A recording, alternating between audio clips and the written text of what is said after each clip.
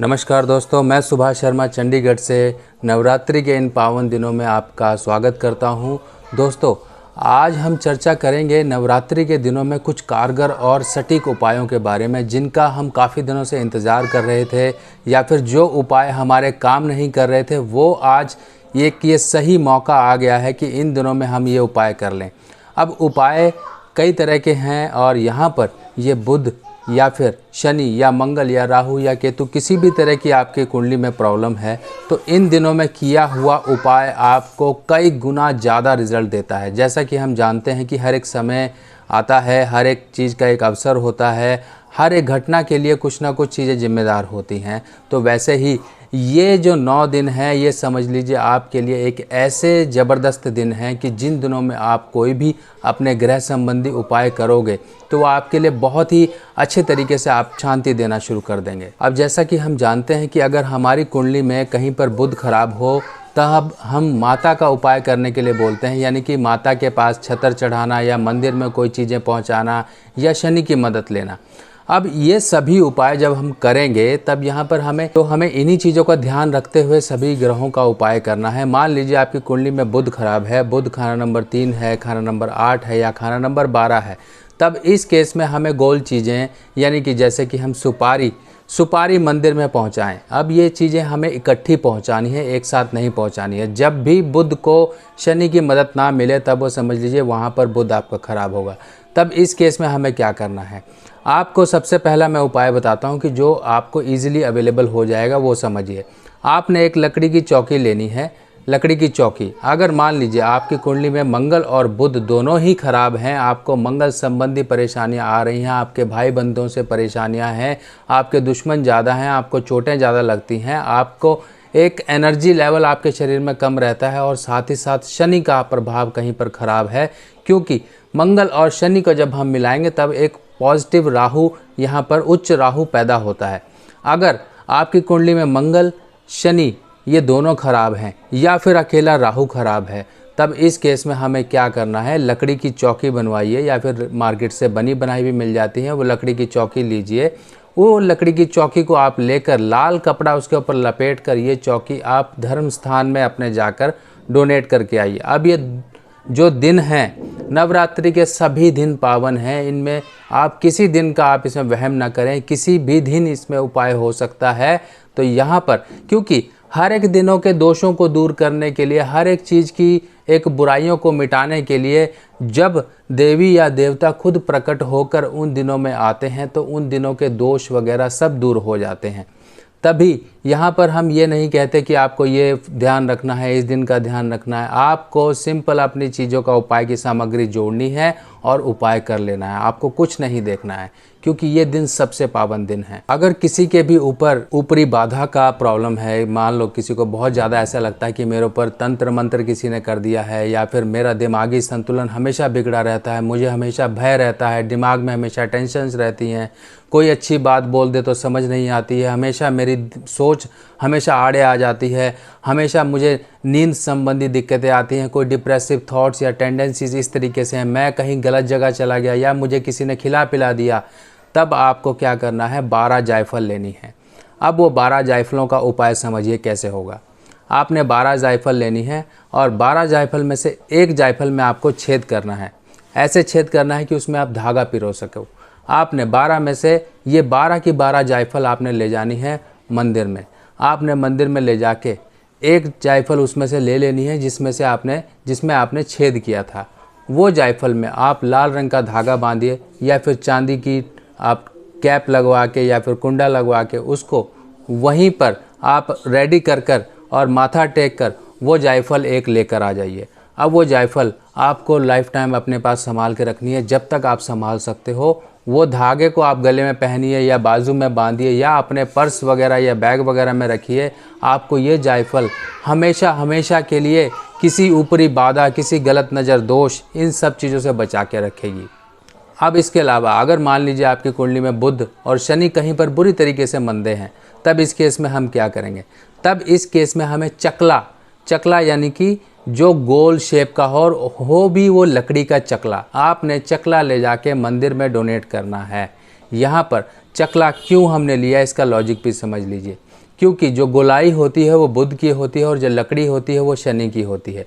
जब भी यहाँ पर शनि और बुध आपस में कहीं पर भी नहीं मेल खा रहे होते हैं, कहीं पर भी इन दोनों को आपस में जिसे मिलने का कहीं पर भी अवसर नहीं मिल रहा होता है, तब इस केस में शनि यानी कि जो आपकी चुस्ती चालाकी, आपका दिमाग, आपका कामकाज, आपकी सब चीज़ें हैं, अगर वही चीज़ डिस्टर्ब होके बुध को मदद नहीं देगी तो यहाँ पर बुध बेचारा अकेला पड़ जाता है, यानी कि आप मायूसियत के शिकार हो सकते हो। आपका दिमाग एक तरीके से अकेलापन महसूस करेगा। बिना दोस्तों के इंसान अकेला ही होता है। अगर मुसीबत में कहीं फंस जाए तो दोस्त ही निकालने के काम आते हैं। तो यहाँ पर बुध का दोस्त है शनि। तो इसलिए लकड़ी का गोल चकला, ओनली चकला, आपको बेलन नहीं लेना है, सिर्फ चकला लेकर आप मंदिर में डोनेट कर दीजिए या कहीं धर्म स्थान में आप दे सकते हैं, और एक की क्वांटिटी में ही दीजिए, सिर्फ एक। अब ये किसी भी दिन किया जा सकता है, कोई इसमें लिमिटेशंस नहीं है। अब जिन लोगों को भी नागछेदन का उपाय बताया जाता है कि मान लीजिए बुध खाना नंबर 9 में है या फिर खाना नंबर 8 में है, या फिर बुध कहीं पर ऐसा मंदा है कि आपको बुध संबंधी आपकी फीमेल वर्ग परेशान है, आपकी बहन बुआ मौसी परेशान है, आपको बड़े बड़े धोखे, बड़े बड़े झटके लग रहे हैं कारोबार में, तब इस केस में नागछेदन कहा जाता है। अगर किसी को नागछेदन करवाना है तो उसका तरीका समझ लीजिए। इस समय में आपको चांदी की तार लेनी है। चांदी की तार आप 9 दिन, ये चांदी की तार आपको मंदिर में रखनी है या फिर अपने घर के मंदिर में रखिए, और दशमी, जिस दिन दशहरा होगा उस दिन आप ये नागछेदन करवाएं। दशमी के दिन आप अपनी नाक बीच से छेदन करवा लीजिए, और ये उपाय किया हुआ आपको पता लग जाएगा। अगर आप फीडबैक भी लेंगे किसी से कि हाँ किसी ने नागछेदन करवाया था, उसको क्या इफ़ेक्ट आया और आपको क्या इफ़ेक्ट आया, तो आप कंपैरिजन में उससे कई गुना ऊपर होंगे और आपको बहुत अच्छे रिजल्ट आ रहे होंगे। क्योंकि 9 दिनों की शक्ति, नवरात्रों की अगर हम बात करें तो यहाँ पर बुध को भी सही करने के ज़बरदस्त उपाय होते हैं, और यहाँ पर आपकी रखी गई ये तार, ये बुध की एक पॉजिटिविटी को बढ़ा के आपके बुध के उपाय को सही करेगी। अब इसके बाद हम समझते हैं कि अगर मान लीजिए आपकी कुंडली में कहीं पर भी सूर्य और बुध कहीं पर भी मंदे हो रहे हैं, तब इस केस में आपको क्या करना है, आपको लेनी है लाल फिटकरी। लाल फिटकरी लीजिए, उसे लाल कपड़े में बांधिए। जिस भी खाने में आपका सूर्य बुध बैठा हुआ है, और सूर्य बुध यानी कि आपकी रिज़क, आपकी आमदन, आपकी दिमागी शक्ति, आपकी एक तरीके से चक्की जिसे हम कहते हैं, आपकी एक इनकम पे कहीं पर चोट पड़ रही है और सूर्य बुध कहीं पर भी ऐसे हैं, मान लीजिए सूर्य बुध नेगेटिव हैं, खाना नंबर 1 भी मंदा है, खाना नंबर 8 भी मंदा है, या खाना नंबर 7 मंदा है, या खाना नंबर 6 मंदा है, इस केस में आपको उतनी ही फिटकरी के टुकड़े लेने हैं जिस खाने में ये सूर्य और बुध बैठे हुए हैं। इतनी फिटकरी के, मान लीजिए ये 7 नंबर खाने में बैठे हुए हैं और आपके ऊपर नेगेटिव इफ़ेक्ट आ रहे हैं काम काज को लेके, क्योंकि खाना नंबर 7 रिजक और आमदनी का है। अगर खाना नंबर 8 में सूर्य और बुध बैठ गए, आपकी हेल्थ और करियर में कहीं पर प्रॉब्लम आ रही है, तो आपको उसी अनुसार फिटकरी के टुकड़े लेने हैं। खाना नंबर 7 में है तो 7 टुकड़े, खाना नंबर 8 में अगर ये युति है तो 8 टुकड़े, अगर खाना नंबर 12 में ये टुकड़ी है तो 12 टुकड़े। उतने ही टुकड़े लेके एक लाल कपड़े में बांध कर आपको ले जाके ये सब चीज़ें धर्म स्थान में जाके रखानी है।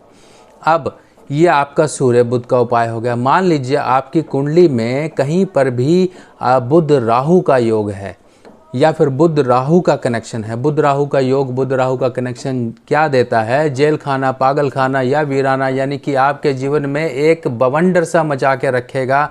आप हमेशा एक न एक नई परेशानियों से जूझोगे। अब यहाँ पर मैं आपको ये एक उपाय बता देता हूँ कि जौ रखने का यहाँ पर भी एक उपाय होता है, क्योंकि जौ विष्णु स्वरूप हैं और जैसे जैसे ये बढ़ती हैं वैसे वैसे आपके घर में सुख समृद्धि का वास होता है। क्यों? क्योंकि जौ एक कच्चा अनाज है और ये कच्चा अनाज ना तो ये अनाज में आता है, क्योंकि ये बीज की एक अवस्था होती है, इसी के बाद ही जाके वो गेहूँ में तब्दील होता है। तो जिसकी कुंडली में भी बुध राहु का योग है, राहु यानी कि जौ और बुध यानी कि हरियाली, अब आप समझ गए होंगे कि ये उपाय कैसे करना है।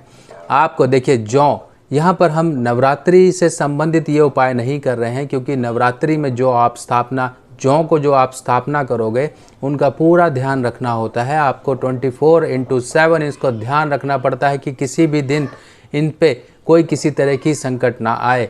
इसीलिए कहा जाता है कि जौ रखने वाले पूरे नियम और कानून का पालन करें, ताकि ये उनकी जो नवरात्रों के दिनों की पूजाएं होती हैं उनको लगें। मगर यहाँ पर हम जौ का उपाय इसलिए कर रहे हैं कि आपकी कुंडली में बुध और राहु का योग है। मान लीजिए बुध और राहु कुंडली में कहीं पर भी हैं, या फिर मान लीजिए बुध खाना नंबर 2 है, या फिर राहु खाना नंबर 6 है, या फिर खाना नंबर 8 में राहु है, खाना नंबर 2 में बुध है, तो ये कनेक्शन बन गए। खाना नंबर 3, खाना नंबर 11, खाना नंबर 9 कहीं पर भी होंगे, ये आपस में दृष्टि संबंध बनाएंगे, तब इस केस में बुध और राहु का योग माना जाएगा। अब आपने क्या करना है, एक मिट्टी के कटोरे में आपने जो मिट्टी का कटोरा होता है उसके अंदर थोड़ी मिट्टी डालनी है, थोड़ी सी रेत डालनी है, रेत भी डालनी है आपको, थोड़ी सी रेत डालनी है, उसमें जौ डाल दीजिए, जौ डाल के थोड़ा सा पानी का छींटा मारिए। और ये जो बर्तन है आप धर्म स्थान के परिसर में कहीं भी, जरूरी नहीं कि अंदर रखना है, धर्म स्थान के परिसर यानी कि 4 दीवारी के अंदर कहीं भी आपको जाकर ये जौ का कटोरा रख कर आ जाना है। क्योंकि यहाँ पर अगर जौ राहु से संबंध रखती है तो उसकी हरियाली बुध से संबंध रखती है, और इन दोनों को शुभ पॉजिटिव करने के लिए हमने इसको धर्म स्थान पहुँचाया।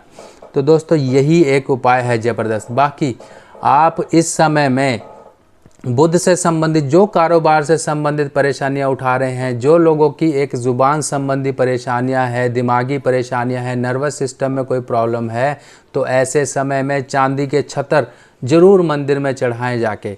क्योंकि यहाँ पर माता रानी को चढ़ाए हुए छतर, देखिए माता रानी के बहुत से रूप हैं, उन रूपों में आप हर एक रूप में आप चांदी का छतर चढ़ा सकते हैं, चाहे माँ काली हो, चाहे माँ विष्णु हो, चाहे कोई भी हो, आपका कोई भी रूप है वहाँ पे माता का एक चांदी का छतर जरूर चढ़ाना है। चाहे आप 1 चढ़ाएं, चाहे 11 चढ़ाएं, वो आपकी इच्छा है। चाहे आप 100 ग्राम का चढ़ाएं, 10 ग्राम का चढ़ाएं, चाहे आप 1 किलो का चढ़ाएं, वो आपके ऊपर है, आपकी इच्छा है।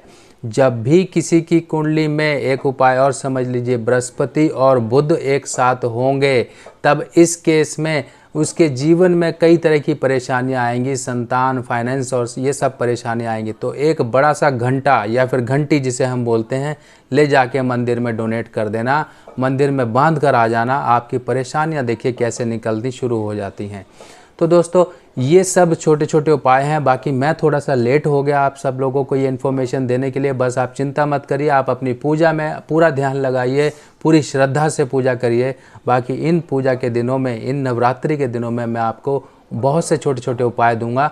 बाकी दिवाली के, दशहरे के ये उपाय अभी आपके साथ वीडियो में मैं ज़रूर शेयर करूंगा, क्योंकि ये समय आने वाला है कि आपको मैं पहले से इसकी जानकारी दे दूं और आप पहले से ही इसके लिए जागरूक होकर उपाय कर सको। तो दोस्तों नई वीडियो पोस्ट में फिर मिलेंगे, तब तक के लिए अपने सुभाष भाई को आज्ञा दीजिए। और माता रानी की कृपा, माता रानी की सेवा, माता रानी की कृपा पाने के लिए माता रानी की सेवा में आप लगे रहें। बाकी सुभाष भाई को आज्ञा दीजिए। नमस्कार।